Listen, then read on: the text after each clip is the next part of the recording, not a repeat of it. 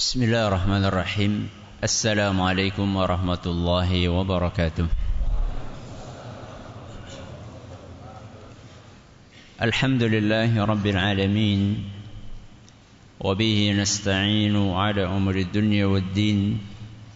Wa sallallahu ala nabiyyina wa sayyidina Muhammadin wa ala alihi wa sahbihi ajma'in. Amma ba'd. Kita panjatkan puja dan syukur kehadirat Allah Subhanahu wa taala pada kesempatan malam yang berbahagia kali ini, tanggal 25 Safar 1441 Hijriah, atau yang bertepatan dengan tanggal 23 Oktober 2019. Kita masih kembali diberi kekuatan, kesehatan, hidayah serta taufik dari Allah Jalla wa'ala, sehingga kita bisa kembali menghadiri pengajian rutin tafsir Al-Quran kita ini di Masjid Agung Darussalam Purbalingga. Kita berharap semoga Allah Subhanahu wa ta'ala berkenan untuk melimpahkan kepada kita semuanya ilmu yang bermanfaat, sehingga bisa kita amalkan sebagai bekal untuk menghadap kepada Allah Jalla wa'ala. Allahumma amin. Salam dan salam semoga senantiasa tercurahkan kepada junjungan kita Nabi Agung Muhammad sallallahu alaihi wasallam, kepada keluarganya, sahabatnya, dan umatnya yang setia mengikuti tuntunannya hingga akhir nanti.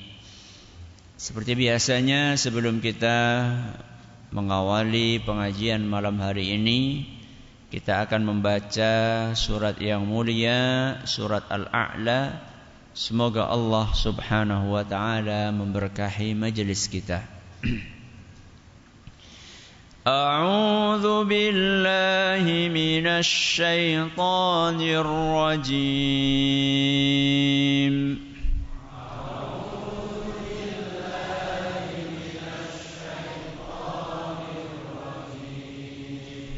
Bismillahirrahmanirrahim.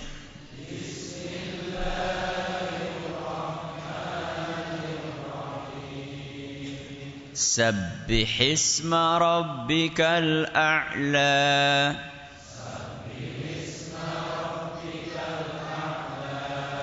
Alladhi khalaqa fasawwa.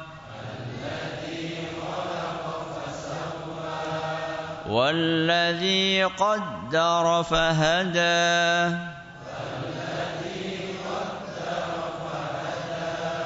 والذي أخرج المرعى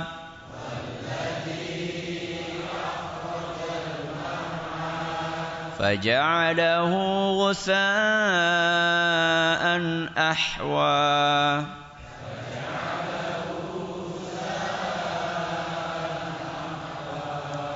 سنقرئك فلا تنسى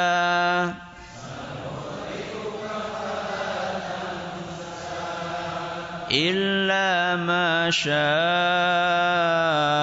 الله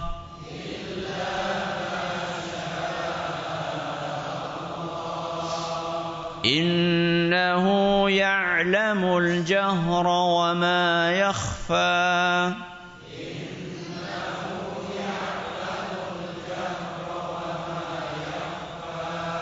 ونيسرك لليسرى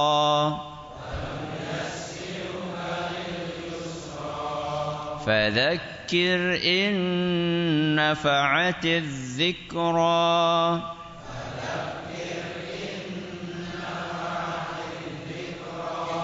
سيذكر من يخشى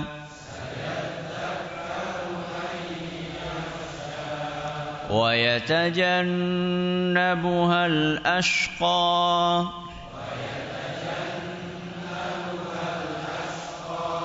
الذي يصلى النار الكبرى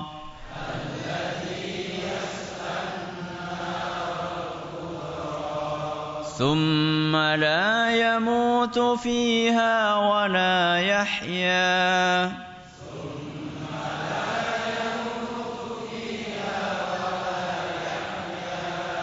قد أفلح من تزكى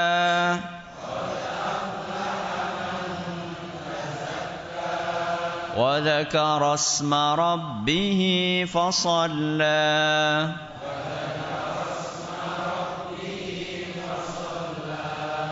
بل تؤثرون الحياة الدنيا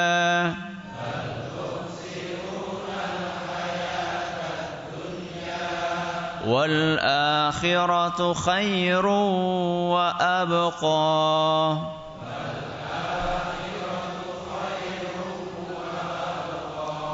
إن هذا لفي الصحف الأولى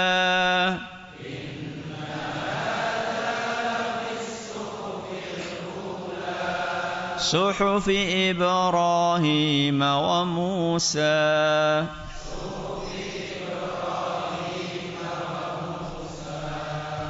Para hadirin dan hadirat sekalian yang kami hormati dan juga segenap pendengar serta pemirsa yang mudah-mudahan senantiasa dirahmati oleh Allah Azza wa Jalla.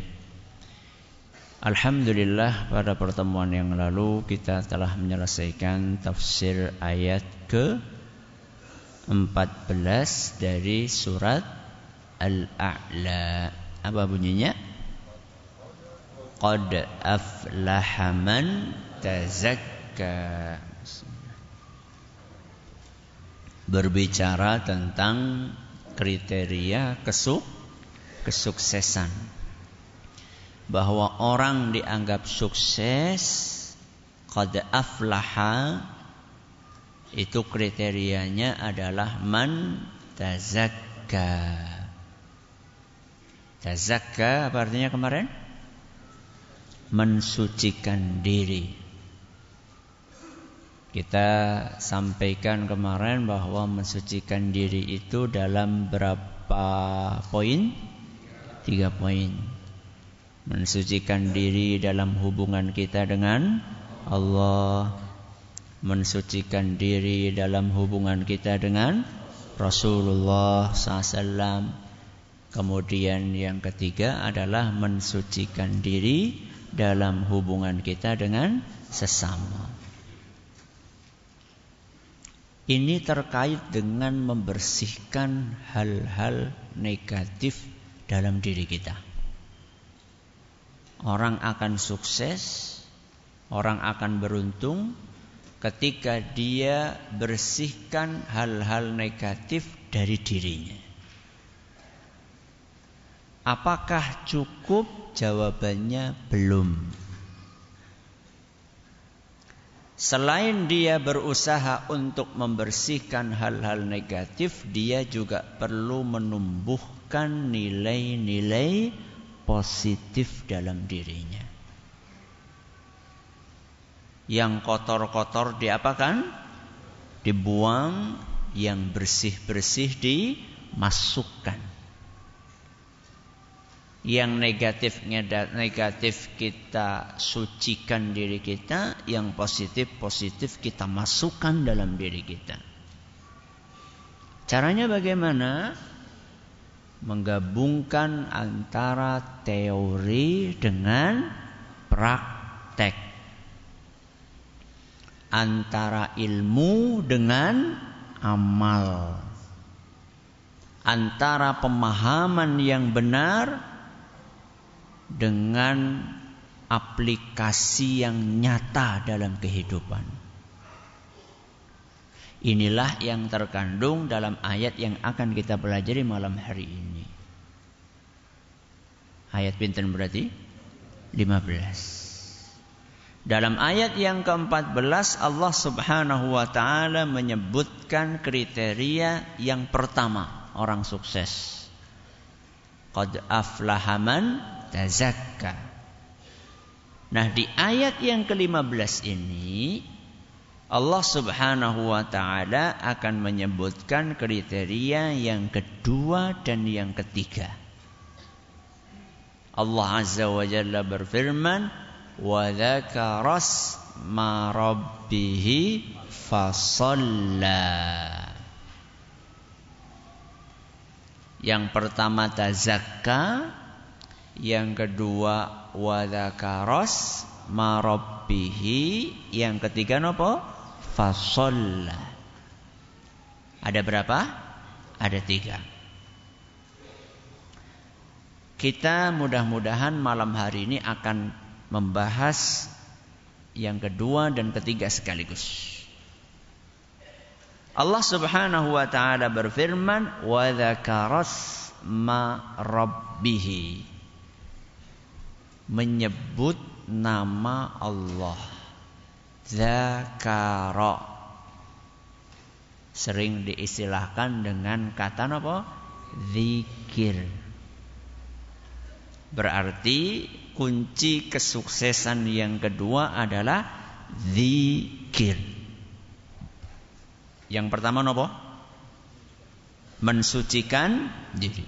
Yang kedua, zikir. Zikir itu bisa berarti menyebut, mengucap, bisa berarti apa? Mengingat. Makanya di sini disebutkan wa dzakara asma rabbih, menyebut nama Allah, mengingat nama Allah. Apakah cukup kita menyebut saja di lisan? Cukup napa mboten?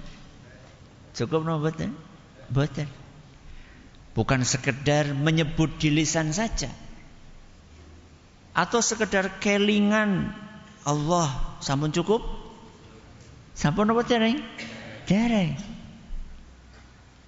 Yang dimaksud dengan berzikir di sini bukan sekedar mengucapkan asma Allah di lisan kita, bukan sekedar mengingat Allah di otak kita.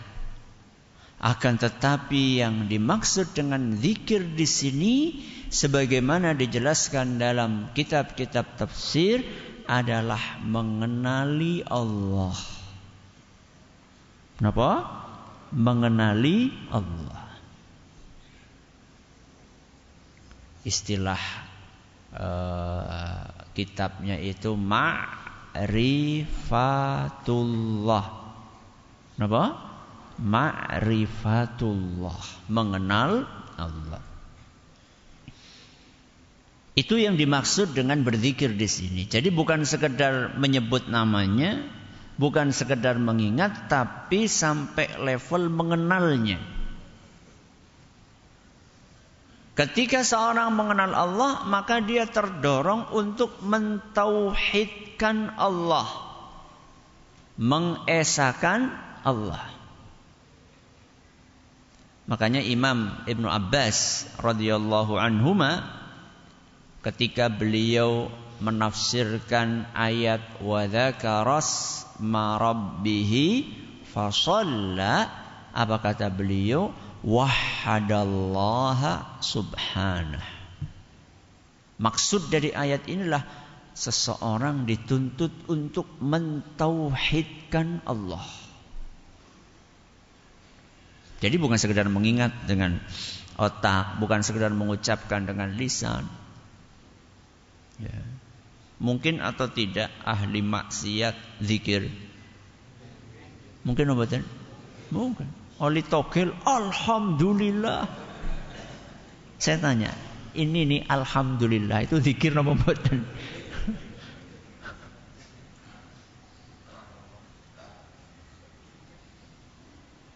Maling motor, maca apa di situ? Bismillah. Ya. Apa itu yang dimaksud dengan zikir? Tentu bukan. Ya. Yang dimaksud dengan zikir di sinilah mengenal Allah, ma'rifatullah. Dan ketika orang mengenal Allah, maka dia akan merasakan kenikmatan yang luar biasa dalam kehidupannya.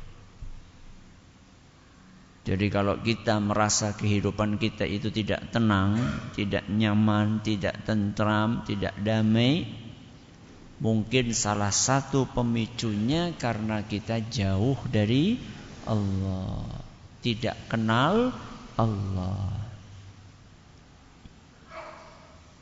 Di dalam kitab Jami'ul Ulumi wal Hikam dinukil perkataan sebagian orang arif bahwa manusia yang paling miskin di dunia adalah manusia yang tidak sempat menikmati kenikmatan yang paling nikmat di dunia sebelum meninggalkan dunia yang fana ini. Orang yang paling miskin adalah orang yang tidak pernah menikmati sesuatu yang paling nikmat di dunia sebelum mati. Itu orang yang paling miskin. Menurut jenengan sing paling nikmat napa? Ya beda-beda Ustaz. Ya sing carane nyong ya seroto. Ya. Apakah itu yang dimaksud sesuatu yang paling nikmat? Ternyata apa kata beliau? Sesuatu yang paling nikmat di dunia ini adalah ma'rifatullah, mengenal Allah. Seandainya jenengan dengan kekayaan yang jenengan miliki bisa membeli segala jenis makanan yang paling enak di dunia ini.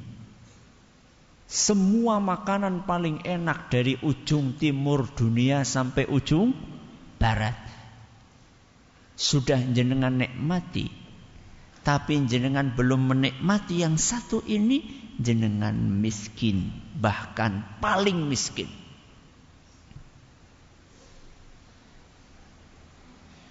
Kenapa? Karena tidak sempat mencicipi sesuatu yang paling nikmat. Apa tadi? Ma'rifatullah. Ilmu mengenal Allah. Dan ilmu mengenal Allah itu adalah ilmu yang paling tinggi di muka bumi ini. Puncaknya ilmu pengetahuan itu adalah ilmu mengenal Allah. Sehingga kata Imam Ibnul Qayyim rahimahullah, tidak ada artinya orang punya ilmu macam-macam kalau dia tidak punya ilmu tentang Allah. Gak ada manfaatnya. Seakan-akan tidak ada artinya. Ahli ini, ahli ini, ahli ini, ahli ini, ahli fisika, ahli biologi, ahli kimia, ahli matematika, tapi nol putul ilmu dia tentang Allah, maka ilmu-ilmu yang dia miliki itu seakan-akan tidak ada artinya. Karena ilmu tentang Allah itu puncaknya ilmu pengetahuan. Berarti yang lainnya itu cuma sampingan-sampingan, remeh-remeh, temeh. Ya. Nah, yang jadi pertanyaan, dari 24 jam waktu kita itu lebih banyak untuk nyari ilmu yang mana? Ilmu yang paling penting nopo ilmu sing remeh-temeh?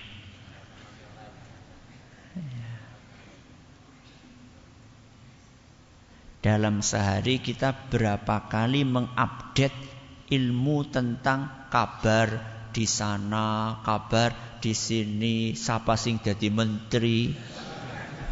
Dalam sehari kita korbankan berapa waktu kita untuk mengupdate berita-berita itu?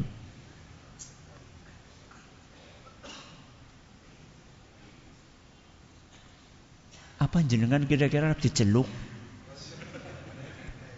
Sehingga bolak-balik baca berita ke jadi menteri ke. Apa kira-kira jenengan ditelepon di undangan?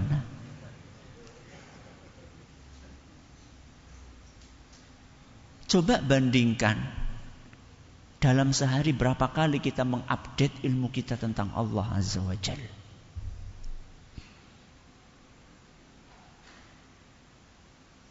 Padahal itu adalah puncaknya ilmu pengetahuan. Caranya bagaimana Ustadz kita untuk mengupdate ilmu pengetahuan kita tentang Allah? Kata Imam Ibnul Qayyim, ada 2 inti cara mengenal Allah Subhanahu wa ta'ala. Yang pertama adalah dengan mengkaji Al-Quran dan sunnah Rasul Sallallahu Alaihi Wasallam. Kenapa? Dengan mengkaji Al-Quran dan sunnah Rasul Sallallahu Alaihi Wasallam. Yang kedua, kata beliau, dengan merenungi alam semesta. Apa yang kedua? Merenungi alam semesta. Ada berapa caranya? Yang pertama apa? Mengkaji kandungan Al-Quran dan sunnah Rasul SAW. Yang kedua, merenungi alam semesta. Kalau dalam istilah syar'inya, yang pertama ayat-ayat syar'iyah. Yang kedua ayat-ayat kauniyah. Apa yang pertama? Ayat-ayat syar'iyah. Yang kedua ayat-ayat kauniyah. Ayat-ayat syar'iyah itu ya apa yang termaktub di dalam Al-Quran dan hadis Rasul SAW. Itulah ayat-ayat syar'iyah. Dah coba dalam sehari itu kita buka HP sama buka Quran itu lebih sering mana? Sing pundi jajan. Tadi saya baru dapat kiriman sebuah athar, perkataannya Ibnu Abbas radhiyallahu anhuma. Kira-kira maknanya demikian. Apa susahnya untuk kalian setelah pulang dari luar rumah, masuk ke rumah, setelah ada urusan di luar, pulang ke rumah, sebelum kalian membaringkan tubuh kalian di atas kasur, apa susahnya kalian membaca barang 2-3 ayat? Apa susahnya? Ya. Setiap kita selesai aktivitas dari luar, kemudian kita masuk ke rumah, lalu kita sebelum tidur apa dulu? Baca 2-3 ayat. Imam Ibnu Abbas radhiyallahu anhu menyebutkan 2-3 ayat itu bukan maksudnya nggak boleh lebih dari itu, bukan. Inilah untuk menggambarkan bahwa nggak susah, cuma baca 2-3 kok, sedikit. Ya. 2-3 itu berarti contohnya alif lam mim dzalikal kitabul la raiba fi hudal lil muttaqin. Wis. Apa susahnya? Susah napa mboten? Boten, tapi kok nggak dipraktekkan? Apalagi sekarang adanya HP. Rata-rata kalau orang lagi ngantri di zaman ini nih, ngantri di rumah sakit, ngantri di pos, ngantri di mana, rata-rata begitu ngantri, grek langsung nyekel apa? Buka HP. Ya. Ya macam-macam lah. Kadang WA, kadang Instagram, kadang Facebook, kadang berita. Kenapa kita tidak sanggup Al-Quran gitu ya? Kemudian sambil ngantri sudah tahu nih, ini kemungkinan ngantri nih, sudah kebiasaannya demikian. Ya. Pengalaman membuktikan kalau periksa di rumah sakit itu ngantrinya bisa berjam-jam. Kenapa kita tidak sudah tahu akan antri seperti itu dari rumah sangu wedang? Ya boleh, sangu Quran. Coba kira-kira kalau misalnya 1 jam aja kita gunakan dari sekian jam waktu ngantri itu, sudah berapa juz bisa kita baca? Sudah berapa pahala yang akan kita dapatkan dengan izin Allah Azza wa Jalla? Ya. Mengenal Allah lewat apa? Al-Quran. Lewat hadis-hadis Rasul sallallahu alaihi wasallam. Manusia yang paling paham tentang Allah. Sinten? Rasul sallallahu alaihi wasallam. Di mana Rasulullah sallallahu alaihi wasallam menceritakan tentang Allah di dalam hadis-hadisnya. Nah, kita sekarang ini sedang duduk di sini nih. Itu sedang berusaha mengenal Allah. Ya. Dan kita ini sekarang sedang bermajelis zikir.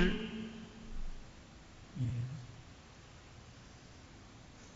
Zikir mengingat sinten? Allah. Yang sedang kita pelajari hari inilah ayat-ayatnya Allah. Firman-firman Allah. Surat-surat yang Allah kirimkan kepada kita. Bersyukurlah panjenengan disediakan oleh Allah Subhanahu wa taala pengajian-pengajian untuk mengenal Allah lewat ayat-ayatnya, lewat hadis-hadisnya. Kemarin alhamdulillah setiap malam apa? Rabu, ya. Di masjid ini diajarkan hadis-hadis Rasul SAW oleh Ustaz kita, Ustaz Zaid hafizahullah ta'ala. Diambil dari kitab apa? Riyadhus Shalihin. Waktunya sama, pada maghrib sampai isya. Ya. Malam Rabu belajar hadis-hadis Nabi SAW. Malam Kamis belajar apa? Ayat-ayat Allah Subhanahu wa ta'ala. Ini adalah bagian dari upaya kita supaya bisa sampai kepada level ma'rifatullah. Ya. Ini yang pertama. Lewat apa? Ayat-ayat Al-Quran dan hadis-hadis Nabi SAW. Yang kedua, merenungi alam semesta. Inna fi khalqis samawati wal ard wa ikhtilafil laili wan nahar la ayatil liulil albab. Sesungguhnya dalam pergantian siang dan malam, penciptaan langit dan bumi, terdapat tanda-tanda kebesaran Allah bagi ulul albab. Orang yang mau mengaktifkan apa? Akal pikirannya. Jadi kalau orang yang beriman itu melihat indahnya pemandangan, itu bukan sekedar mengaktifkan mata kepalanya, tapi dia mengaktifkan juga mata hatinya. Ketika dia melihat pemandangan yang begitu indah, hijaunya pegunungan, birunya langit, gemerciknya jernihnya air. Kalau dia cuma mengaktifkan mata kepalanya saja, yang dipuaskan itu cuma mata yang ada di kepala saja. Tapi orang yang beriman, dia aktifkan mata kepalanya dan mata hatinya.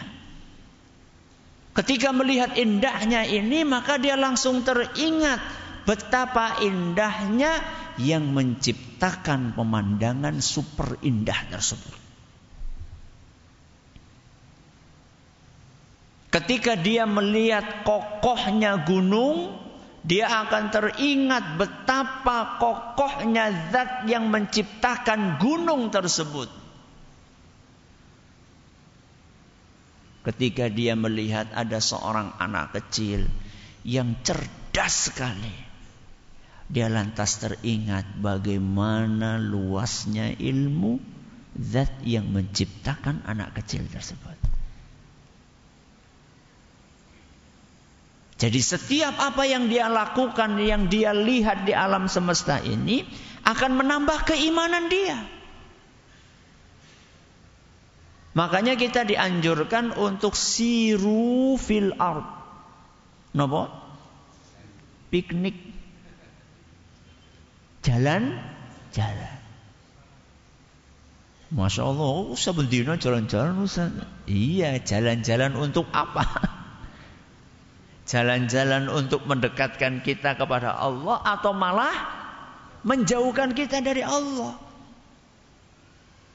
Orang-orang yang suka hiking, yang suka traveling, ya,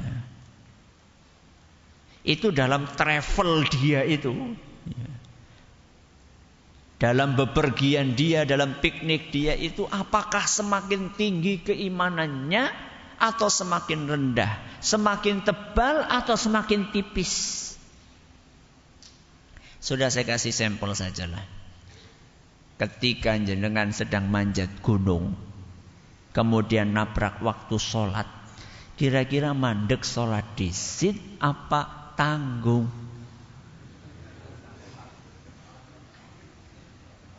Engkau sedek ketinggalan sunset, sedek ketinggalan sunrise. Loh, kita itu jalan-jalan di muka bumi ini, itu sarana, bukan tujuan. Traveling itu sarana. Sarana agar kita semakin mengenal Allah. Bukan malah menjauhkan kita dari Allah. Bukan malah kesempatan. Rana bojone alhamdulillah, kesempatan kapan maning cuci mata. Loh subhanallah, bukannya semakin dekat kepada Allah dengan traveling, tapi malah semakin menjauh dari Allah. Terus gunanya apa? Ya. Ini adalah kriteria yang kedua. Kesuksesan adalah dengan zikir. Wa dzakaras ma rabbihi. Dan zikir yang dimaksud di situ bukan sekedar diucapkan dengan apa? Lisan, sekedar diingat dengan kepala, akan tetapi adalah maksudnya mengenal Allah Azza wa Jalla. Yang ketiga,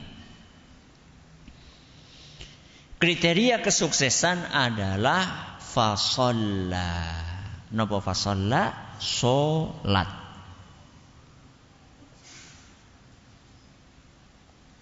Kalau mengenal Allah itu bisa dikatakan ilmu, ya, maka solat adalah nopo? Amalnya. Ya. Jadi seorang muslim itu dituntut bukan hanya sekedar punya teori, tapi harus nopo? Praktek.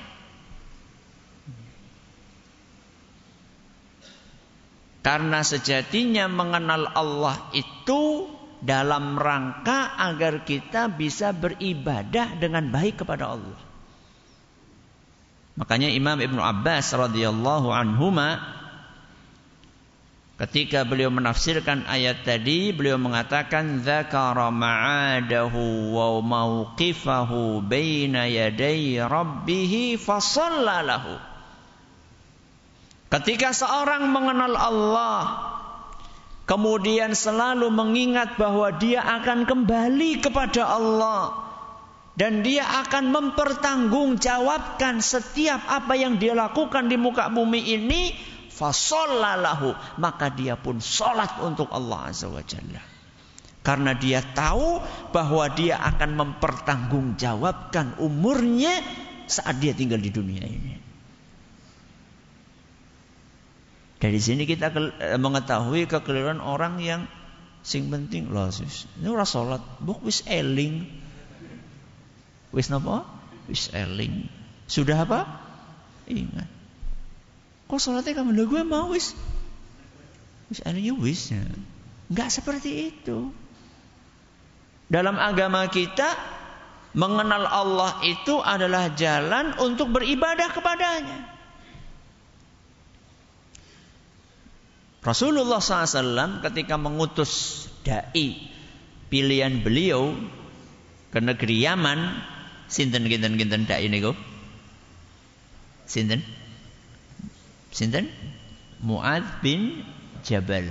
Bismillah. Sinten? Mu'adz bin Jabal radhiyallahu anhu. Ketika beliau akan berangkat ke Yaman, di briefing dulu. Sama siapa? Sama Rasul sallallahu alaihi wasallam. Diberi pengarahan dulu sama Rasul sallallahu alaihi wasallam. Innaka taqdumu ala qaumin ahli kitabin. Mu'adz, kamu akan mendatangi golongan ahlul kitab. Ahlul kitab itu maksudnya apa? Yahudi dan Nasrani. Falyakun awwala ma tad'uuhum ilaihi ibadatullah. Jadikan prioritas awal dakwahmu itu adalah ngajak mereka beribadah kepada sinten? Allah. Bukan lagi beribadah kepada selain Allah. Caranya bagaimana? Fa idza arafullaha fa akhbirhum annallaha qad farada 'alaihim 5 salawat. Setelah mereka mengenal Allah, kasih tahu mereka bahwa Allah mewajibkan bagi mereka sholat pinten? 5 waktu. Hadis riwayat Bukhari dan Muslim. Jadi mengenal Allah itu ada buahnya. Buahnya apa? Sholat. Jadi orang dikatakan belum sah dikatakan mengenal Allah seandainya dia nggak mau sholat.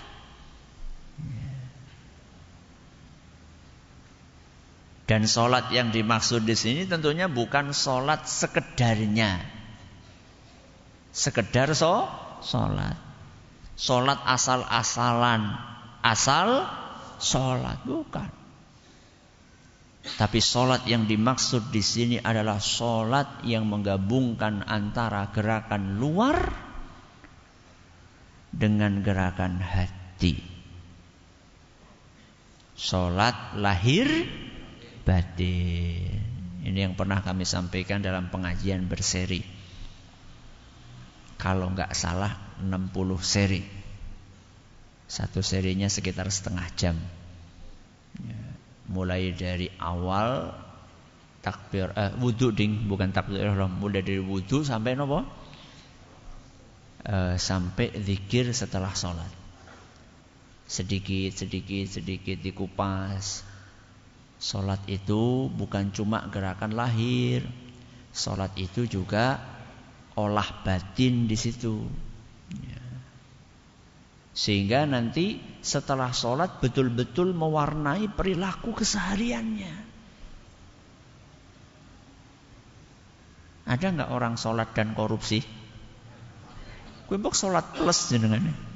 Sholat plus korupsi. Ada nggak orang sholat maling, nyolong? Ada. Bar sholat nyolong sandal. Apa itu yang dimaksud dengan sholat di sini? Ya enggak lah. Ya. Sholat yang dimaksud di sini adalah sholat yang menggabungkan antara gerakan lahir dengan olah batin.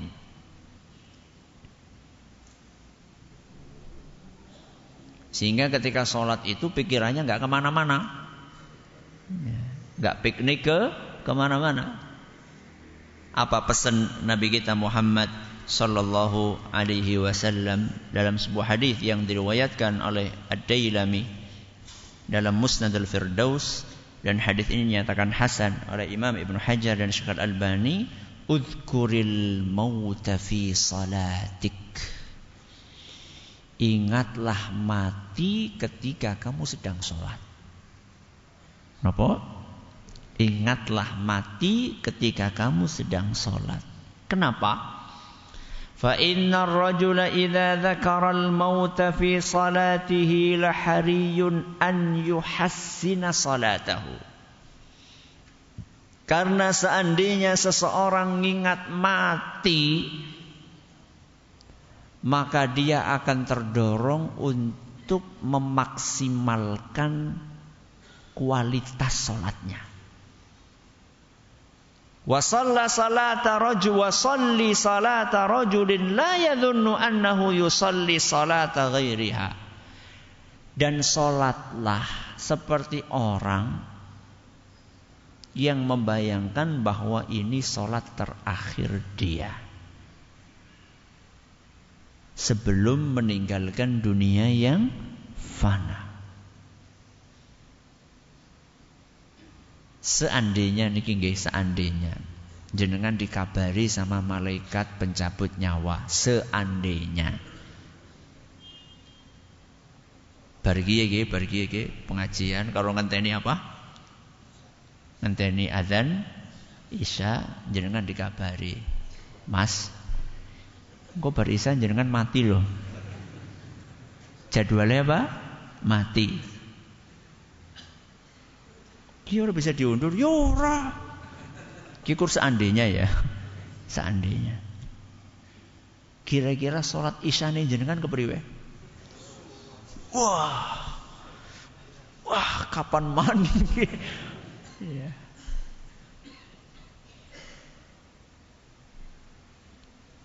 Apakah mungkin sholat isya nanti sholat terakhir kita? Sangat mungkin. Ya tapi nek wis khusyuk kaya kowe jebule ora terakhir kepriwe Ustaz? Ya ora apa-apa. Apa rugi? Enggak. Ya. Akhirnya apa? Mbok subuh, mbok zuhur, mbok asar, terus gitu. Sehingga sholatnya itu kualitasnya betul-betul terjaga. Nah, sholat-sholat yang berkualitas seperti itulah dengan izin Allah Subhanahu wa ta'ala yang akan merubah perilaku kita.